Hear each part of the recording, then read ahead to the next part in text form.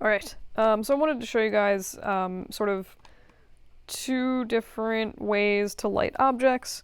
So imagine this is like the weirdest neon sign that's ever existed. Um, I just wanted to show you guys two different ways to sort of approach actually creating the glow from that neon sign. Alright, cool. So I'm just going to go ahead and add in some kind of, and this pretty much works exactly the same way in both Arnold and Redshift. So I'm just going to go ahead and make myself some kind of weird little platform thing for this to sit on. Get it actually close to the wall so you can hopefully see what the heck it's doing. And maybe do that, and I'll get rid of this face so I can not deal with that. Alright, so we have this. What I'm going to do is, like I said, there's two different ways to sort of texture this so that it glows. First, I just want to center the pivot so I can actually work with this a little bit easier. And I have my mode set to component. I'm just going to set that to world. Alright, cool. So I'll duplicate this, and like I said, two different ways to do this. The first is with a texture. So what I'm going to do is just assign this, and like I said, it's the same process. You're using the same sort of emissive attribute from Arnold and Redshift, and Arnold's not installed. If you ever find Arnold not installed, go into your plugin manager. And don't ask me why, but for some reason it's called MTOA. Just go ahead and load that, and then you should have all the fun options for Arnold. Usually that doesn't uninstall itself, but today apparently Maya is feeling special. Great. And it always takes like 5 minutes, so give it a minute. But basically the texture way is to use the emission channel in the texture to do things, and then there's another option that'll actually make the light like a physically accurate mesh light. So if you need physically accurate lighting, definitely go with the mesh light option. If you're just doing something like a keyboard, or you just need like a little sort of glowing accent on something, the emission is probably fine. Alright, so now we should actually have Arnold tools. So if we do assign new material, now I will actually have the AI standard surface shader that I was looking for. Alright, so I'm just going to delete the history on my object. And for the record, it's always good to delete history on your objects. As you work, I've noticed a lot of times that the history, sometimes it'll actually slow Maya down, but also if something's going to break and corrupt your file, a lot of times, not always, it's history on the object, which is really annoying, honestly. Alright, so right now we have no lights in the scene, so nothing's really rendering. I'm just going to put this on somewhere I think maybe would have this object in it. I'm going to go down to this emission tab and just set the weight up to 1, or set the weight up to something not 0, basically turn on emission. So you can see that this is actually generating some kind of light. It's not, like I said, it's not super physically accurate. You don't have a lot of control. Like, this is pretty much as bright as it gets. Unless you really start like cranking it up to 5 or something like that. But this is a fake glow. So I don't recommend turning this up super insanely high, because it's not going to behave realistically like the rest of the lights in the scene. It does, though, tend to render a tiny bit faster than mesh lights. But you can also do other weird stuff to this. So I mean, obviously this is glowing, yay. But you can make it blue or like any other weird color that you want. The thing that I find particularly fun with this is you can map in ramp textures to the color if you've done an extruded curve, which is just very fun. So you might need to, oh god, ramp is terrible looking. There we go. Apparently those reset my render, but you can see there's like black at one end going to white at the other. So you can do weird stuff like, you know, if you wanted like a rainbow light or something like that, you can set that up really, really easily with this ramp texture, to a point where it's like kind of just like, I don't know, this is super fun to me. Just like make these trippy, crazy colored lights. And you'll notice that the tip looks like a crazy rainbow because of the way that I modeled the object in the UVs. So this is still UV dependent. It just happens to give you a very, very nice long UV, like strip of UVs when you do that extrude. I do apologize for this green. I started to fix this the other day and then I forgot, and now we have green. But yeah, so I mean the UVs are insane. They go across like a bunch of different spans, but if you're only using a ramp shader, I kind of never fix that because I'm dumb. If you wanted to put like a real texture on this, ouch cat, then I would suggest actually fixing those. But for now, this is pretty much what you get with Mission. The other thing you can do for this is map in different... you can map stuff into the weight itself. So I'm just going to stop the render really quick. If we throw in, this is going to look terrible, but if we throw in a checker texture into weight, what you should see, and this is this is where the UVs become a problem in the way that they're currently set up. But you can see that some of the areas on this are very much, let's mess with this a little bit, they're not being emissive. So like anywhere that's black pretty much at this point is not, it's not glowy. So this is what you would usually want to do if you're doing something like a keyboard. What you could do is just make a cube and then map in some kind of texture to it. So let me actually just make a cube really quick because I can. I'm just going to go ahead and assign this the AI standard surface, for better or worse, that we've been using. And you can see that that cube, what have I done? You can see that that cube is emissive in some places and not others. And in the areas where it's not emissive, it's basically going to go through and, yeah, so you can see it's like red glow, no red glow. That actually looks pretty cool. But in the areas that's not emissive, it's just going to sort of follow whatever the rest of the texture is doing. And in this case, there's no lights in the scene, so it's like a little bit weird looking. I will throw in just a very dim physical sky really quick, just to sort of, you know, maybe make the other objects a little bit more obvious. So that got super washed out. So we can mess with the roughness, and you'll notice like it's really, Emission, if you turn it all the way up to 1, it kind of overrides some of the other settings of your material I found, where it basically does just turn it into a glowy light. But like we can make this thing metal, and now it's reflecting the areas there.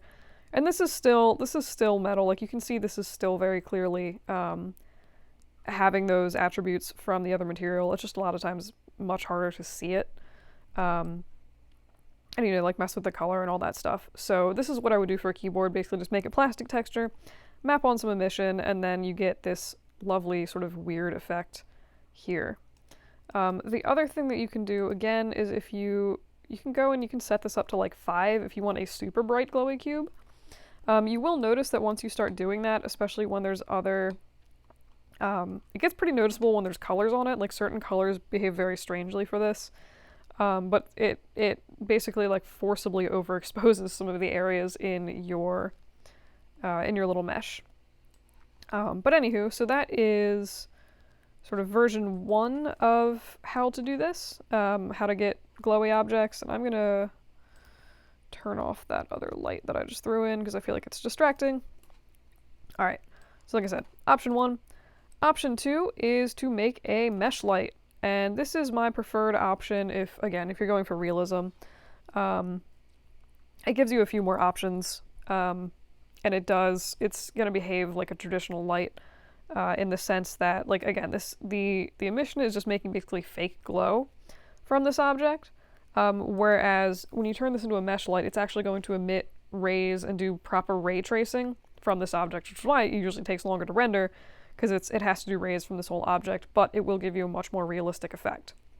So to set up a mesh light, with your mesh selected, just go to Arnold or Redshift lights, and both of them have an option for mesh light. And when you check that on, by default, nothing is really going to happen. There's a few different options in here. So one is show the original mesh. If you wanted to, one thing that I do a lot, which is like a little bit strange, and I'll show you guys this again. Let me hide this stuff just so we can see what the mesh light is doing. And in this case, I'm going to go out on a limb and say I need to refresh my render view. Sometimes it forces you to do that with mesh lights. Or it doesn't. Question mark. There we go. Alright, so I just had to bump my exposure up. And you might need to set this up like kind of high. But these are not designed to be lights for entire rooms. And just for the record, like, it will work as a light for an entire room, but it is really computationally intensive to do that. So I would normally recommend doing this as like a neon sign on a wall, small accents somewhere, things like that. Unless you like really need the weird sort of shaped light. This is also can potentially be a not terrible way to make a light bulb, sort of. But again, you run into sometimes it can take longer to calculate. Alright, so right now we have, clearly this is colored, like it clearly has a glow to it. There's two options that I usually pay attention for this. One is, with the updating, show the original mesh, which should, is there just like a refresh view for this? Like that would be great. Alright, amazing. Alright, so that I kind of showed you before, but it should theoretically show the original mesh in here for that object. In this case, for some reason, it's not super working. Oh, it works when I uncheck it. Amazing. Great. Sometimes for some reason it's a little bit finicky for me. But the other option that you might potentially want is this light visible. So basically what this is doing is it's saying, hey, it's kind of like creating the object twice. So the light itself is basically this big white glowing thing, which is like, hey, do you want to look at this emissive object?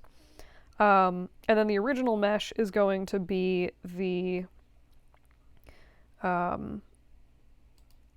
untextured light, or like the untextured original mesh. So you could theoretically, if you wanted to, like apply a new random blend or something, like, don't use a blend, it's just there, but like theoretically you could apply a blend to this and like have this be textured completely differently from the light itself. So one thing that I usually do for that, and I'll show you that shortly. If you need to find a mesh light, it's always nested under it's like parented under the original object. Turn off show original mesh, turn on the light visibility, and then I'm just going to grab from a hypershade. Oh no, this is rendering the whole screen. Why is it doing this? No. So the nice thing about the lights, I guess, is you get a little bit more control in the settings of it. You can use color, temperature, and traditional stuff like that. I'm just going to grab this ramp, throw it into color, and you can see that we have now the colored mesh light, which is also affecting the walls in a, colorful way. So one thing that sometimes happens with mesh lights, again, particularly if you add crazy colors to it and then make your light really bright, is you will lose some of those colors to overexposure, basically. So that's one of those weird instances where every once in a while I will go through, turn off the light visible, turn on the mesh, and then if you add a new material to that and make it a AI standard surface, and you put emission on this object, but not a lot of emission, just like enough so that it kind of shows up. It has weird shading on it right now because it's basically like on top of or inside of the light itself, if that makes any sense at all. So it's kind of just like black because Maya doesn't know how to shadow it.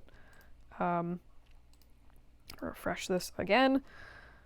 This is the one thing I hate about mesh lights, is a lot of times they just display very annoyingly.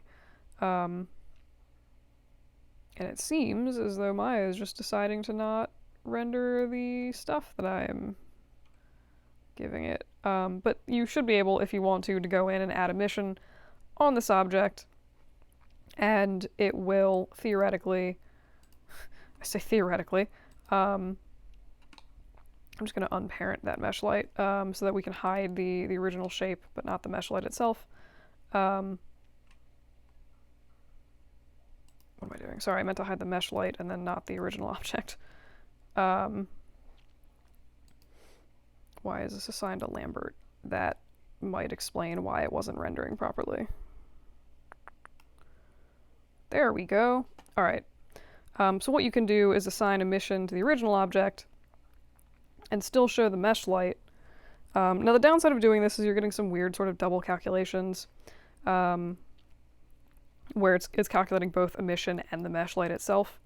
Where am I going? Where's the... all right, sorry. So a lot of times what I'll do is just sort of turn the, you can turn the emission weight down, so it's having a fairly minimal effect on the background, but the colors aren't quite as washed out. The other option for this, and this is perhaps a little bit aggressive, is actually making this you can do one of two things. You could use an AI matte shader, or an AI flat, I think they call it. Yeah. This is basically just, unless I'm remembering incorrectly, yeah, this is just color. So this a lot of times is what I'll do. It's like light will have pretty much no effect on this at all. So you do just get that perfect glow from the light. It'll represent your colors perfectly on your mesh light. And then just sort of as you move this around, you'll have that effect from that. The downside of this is, again, no other light affects it, and sometimes like you might not get, like in here it's making like a really weird, obvious crease because of the gradient. That looks kind of fakey and like vectory, but I mean this could potentially be an interesting way to tune shade. So this isn't something that I do a lot. I usually prefer to mess with the actual shaders of the mesh. But let's see if this is... So we have, I guess, the sort of two different objects here from the mesh light on this side and the other object, which I made very, very shiny. For some reason on the other side, it's like very shiny and metallic. Just, I guess, as a comparison of how these usually behave. So usually if I need to make something bright, again, I'll use this mesh light. It might take a tiny bit more fiddling to get it nice, but I think it's kind of worth it if you have, you know, like a neon sign or something like that in the end.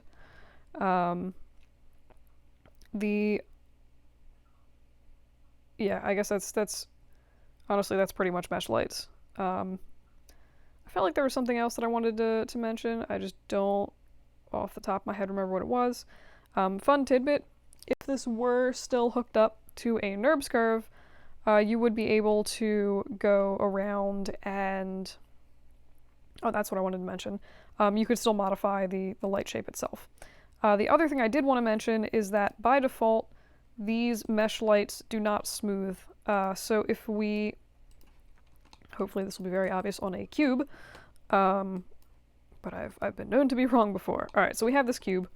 I'm just going to go ahead and make that a mesh light, which of course I will probably need to bump the intensity on aggressively.